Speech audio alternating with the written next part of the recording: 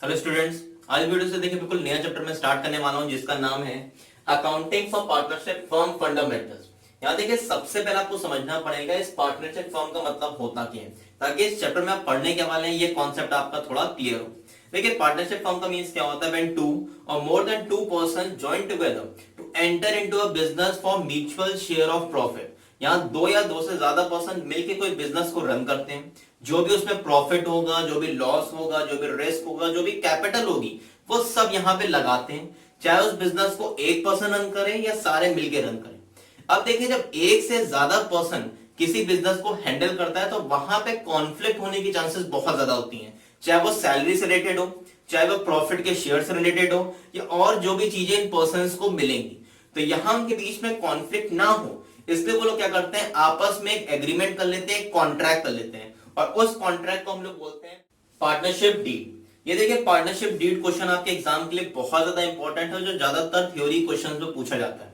दो क्वेश्चन बहुत इंपॉर्टेंट है, एक व्हाट इज पार्टनरशिप डीड और दूसरा होता है व्हेन देयर इज एब्सेंस और नो पार्टनरशिप डीड। तो ये दोनों क्वेश्चन आपके एग्जाम में थ्योरी में ज्यादातर पूछे जाते हैं। सबसे पहले हम लोग बात करेंगे कि पार्टनरशिप डीड क्या होता है। तो पार्टनरशिप डीड याद रखिएगा, it is the written agreement among the partners. जितने भी पार्टनर्स फर्म में काम कर रहे हैं उनके कॉन्फ्लिक्ट को कम करने के लिए जो भी उनके बीच में एग्रीमेंट होगा या कॉन्ट्रैक्ट होगा उसे हम लोग बोलते हैं पार्टनरशिप डीड। अब इसे कॉपीज में प्लीज नोट डाउन कर लीजिएगा। इट इंक्लूड्स ऑल डिटेल्स, उस फर्म से रिलेटेड जितनी भी डिटेल्स होगी, उस फर्म का नाम क्या है, एड्रेस क्या है, इंटरेस्ट ऑन कैपिटल कितना पार्टनर्स को मिलेगा, किस रेट पे मिलेगा, इंटरेस्ट ऑन ड्रॉइंग्स कितना पार्टनर से चार्ज होगा, किस रेट पे चार्ज होगा, सबसे इंपॉर्टेंट ये वहां मेंशन होता है। सैलरीज कितनी मिलेगी पार्टनर्स को ताकि उनके बीच में कॉन्फ्लिक्ट ना हो, ये ना हो एक पार्टनर का यार मुझे 10,000 नहीं मुझे 12,000 चाहिए। तो जो एग्रीमेंट में लिखा है जब तक वो एग्रीमेंट है तब तक आपको उस हिसाब से सैलरी और सारी चीजें मिलेंगी। कमीशन कितना पार्टनर्स को मिलेगा, किस रेट पे मिलेगा। ड्यूरेशन ऑफ पार्टनरशिप, देखिए ड्यूरेशन मींस क्या होता है, कितने टाइम तक वो पार्टनरशिप फर्म आपकी रन करेगी, 5 साल 10 साल या जो भी टाइम ड्यूरेशन है वो भी इसमें मेंशन होता है। नेक्स्ट है आपके ऑडिटिंग। तो ऑडिटिंग से रिलेटेड जो भी आपकी डिटेल्स होती है, ऑडिटर कौन है, कौन चेक करने आता है, बुक्स कौन मेंटेन करता है, वो सब डिटेल्स में होती है। प्रॉफिट शेयरिंग रेशियो, ये देखिए बहुत ज्यादा इंपॉर्टेंट होता है क्योंकि जितने भी पार्टनर्स फर्म में काम करते हैं उन्हें देखिए सैलरी, इंटरेस्ट ऑन कैपिटल ये सब चीजें तो मिलेंगी, इसके साथ में जो भी लास्ट में रिमेनिंग प्रॉफिट होता है उसका शेयर भी उन्हें मिलते हैं। अब वो किस रेशियो में आपस में बांटेंगे तो वहां पे कॉन्फ्लिक्ट ना हो इसलिए वो रेशियो क्या करते हैं, पहले से डिसाइड कर लेते हैं। हो सकता है जितनी उन्हें कैपिटल लगाई उसके बेसिस पे या म्यूचुअल अंडरस्टैंडिंग से उनके रेशियो डिवाइड हो जाते हैं। फिर यहाँ पे देखिए सबसे ज्यादा इंपॉर्टेंट एक टर्म लिख लीजिएगा अपनी कॉपीज में, registration of firm is optional not compulsory. जितनी भी देखिए फर्म्स होती हैं उसका रजिस्ट्रेशन आपका कंपलसरी नहीं होता है। ये कभी कभी एग्जाम में पूछ लिया जाता है कि जो भी फर्म्स होती हैं उसका रजिस्ट्रेशन ऑप्शनल होता है, ये पार्टनर्स पे डिपेंड करता है मगर वो कंपलसरी नहीं है। इसलिए यहाँ पे दो चीज आप पढ़ रहे हैं, when there is partnership deed या व्हाट इज पार्टनरशिप डीड, और एक क्वेश्चन आपका पूछा जाता है एब्सेंस और नो पार्टनरशिप डीड। ये देखिए बहुत इंपॉर्टेंट है आपके थ्योरी क्वेश्चंस के लिए।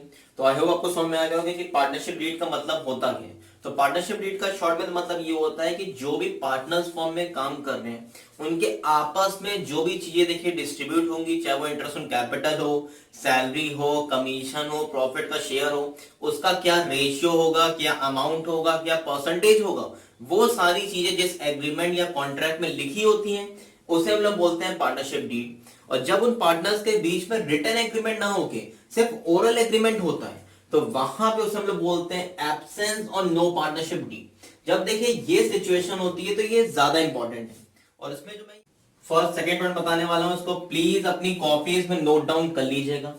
सबसे पहला देखिए पॉइंट क्या होता है, जब पार्टनर्स के बीच में कोई एग्रीमेंट नहीं है तो उनके बीच में एक चीज डिस्ट्रीब्यूट होगी, इंटरेस्ट ऑन लोन, उसका रेट आपका 6% बिल्कुल फिक्स्ड होता है, और दूसरी चीज होती है प्रॉफिट शेयर, वो भी इक्वली।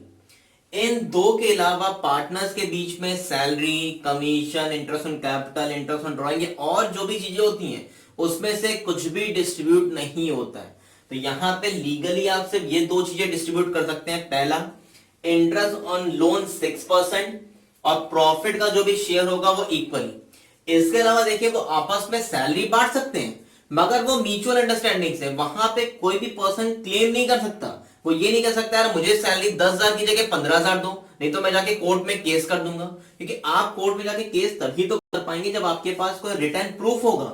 अगर आपके पास अगर कोई एग्रीमेंट नहीं है, पार्टनरशिप डीड नहीं है, तो सिर्फ इन दो पे आप केस कर सकते हैं। पहला, इंटरेस्ट ऑन लोन वो भी 6%, और प्रॉफिट का जो भी शेयर है वो इक्वली पार्टनर्स में डिस्ट्रीब्यूट होगा। तो इन दोनों पॉइंट्स को प्लीज अपनी कॉपीज में नोट डाउन कर लीजिएगा, क्योंकि नेक्स्ट वीडियो में देखें आपको जो मैं क्वेश्चंस कराऊंगा वो इसी पे बेस्ड होंगे। ये 2-3 पार्टनर्स हैं, वो फर्म में काम कर रहे हैं, वो आपस में सैलरी से रिलेटेड कुछ इनके बीच में इश्यू है, तो क्या वो आपस में क्लेम कर सकते हैं, कोर्ट में जा सकते हैं? तो वहां पर आपको बताऊंगा कि उन क्वेश्चंस को कैसे आप सॉल्व करेंगे। तो ये 2 पॉइंट्स अपनी कॉपीज में नोट डाउन कर लीजिएगा। सबसे पहला कि जब पार्टनरशिप डीड वहां पे साइलेंट होगी, एब्सेंस होगी या नो पार्टनरशिप डीड है, तो सिर्फ इन दोनों पे पार्टनर्स क्लेम कर सकते हैं। इसके अलावा कुछ और पॉइंट्स भी हैं।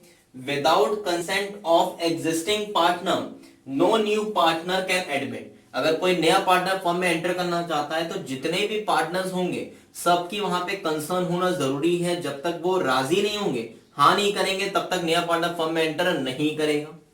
Next point, each partner can inspect books conduct of business. तो जो भी बिजनेस वो रन कर रहे हैं उसकी जो भी बुक्स होंगे, अकाउंट्स होंगे, जैसे यहाँ पे मैंने ऑडिट की बात की थी, तो कोई भी पार्टनर जाके उन बुक्स को ऑडिट कर सकता है। वो ये चेक कर सकता है कि बुक सही से मेंटेन हो रही है या नहीं हो रही है।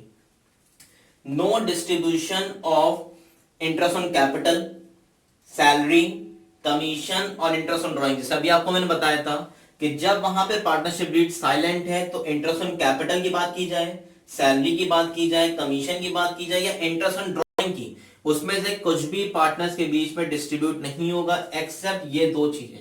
तो प्लीज इसको कॉपीज में नोट डाउन कर लीजिए। पहले पार्टनरशिप डीड होता क्या है और जब पार्टनरशिप डीड साइलेंट होगा तो वहां पे कौन कौन से पॉइंट्स आएंगे। नेक्स्ट वीडियो में देखिए जो आपको मैं क्वेश्चंस कराऊंगा वो इस पे बेस्ड होंगे, क्योंकि सबसे पहले मैं आपका पार्टनरशिप डीड का पूरा टॉपिक कंप्लीट कर दूंगा। वहां पे कुछ आपके न्यूमेरिकल क्वेश्चंस भी हैं जो एग्जाम में भी आने की चांसेस होती हैं कि जब पार्टनरशिप डीड साइलेंट है तो क्या कोई पार्टनर किसी पॉइंट से रिलेटेड, चाहे वो इंटरेस्ट ऑन कैपिटल है या सैलरी है, किसी दूसरे पार्टनर पे क्लेम कर सकता है या नहीं कर सकता है। तो तब तक के लिए इस वीडियो को देखिए, अपने बुक में भी स्टार्टिंग के थ्योरी क्वेश्चंस पढ़िए और मिलते हैं अब नेक्स्ट टर्न पे नई वीडियो के साथ।